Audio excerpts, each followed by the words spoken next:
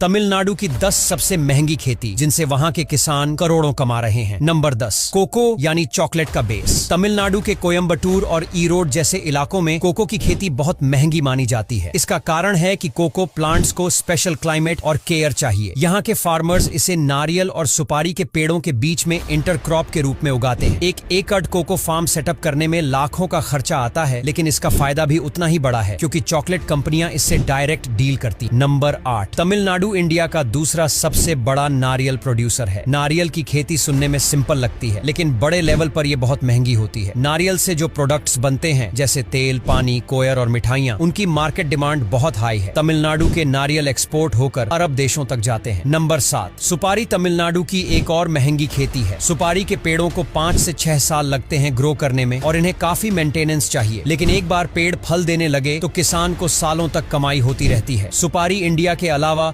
श्रीलंका और बंगाल देश तक एक्सपोर्ट होती है। नंबर 6, तमिलनाडु को लैंड ऑफ जैस्मिन कहा जाता है। खासकर मदुरई की मल्लिगे यानी जैस्मीन वर्ल्ड फेमस है। जैस्मीन फूल शादी, पूजा और परफ्यूम इंडस्ट्री में यूज होते हैं। इसकी खेती में ग्रीन हाउस, स्पेशल इरिगेशन और लेबर पर बहुत खर्चा होता है क्योंकि हर फूल को हैंड पिक करना पड़ता है, लेकिन इसकी मार्केट प्राइस इतनी हाई होती है कि किसान रातों रात लाखों कमा सकते हैं। नंबर 5, तमिलनाडु में अब हाईटेक ग्रीन हाउस फार्मिंग का चलन बढ़ रहा है। खासकर टमाटर, शिमला मिर्च और खीरा जैसी सब्जियों को कंट्रोल्ड एटमॉस्फेयर में उगाया जाता है। इसकी खास बात यह है कि ये सब्जियां साल भर उगाई जा सकती हैं और इनकी क्वालिटी इतनी प्रीमियम होती है कि होटल्स और सुपरमार्केट्स इनको ज्यादा दाम पर खरीदते हैं। नंबर 4, तमिलनाडु के नीलगिरी और यरकॉड हिल्स में कॉफी फार्मिंग बहुत फेमस है। कॉफी फार्म्स को सेटअप करने में बहुत इन्वेस्टमेंट लगता है, जैसे शेड ट्रीज, प्रोसेसिंग यूनिट और हाई लेवल मेंटेनेंस। लेकिन एक बार कॉफी प्रोडक्शन शुरू हो जाए तो ये किसान के लिए गोल्ड माइन बन जाती है। नंबर 3, तमिलनाडु के सालेम और धर्मपुरी में आम की खेती बहुत महंगी और हाई प्रॉफिट वाली है। खासकर अल्फोंसो और बंगानपल्ली जैसी वैरायटीज इंटरनेशनल मार्केट में प्रीमियम दामों पर बिकती है। एक आम का पेड़ फल देने में 4 से 5 साल लेता है, लेकिन बाद में हर सीजन लाखों का प्रॉफिट देता है। नंबर 2, तमिलनाडु इंडिया का नंबर 1 केला प्रोड्यूसर है। केले की खेती में स्पेशल वैरायटी जैसे रेड बनाना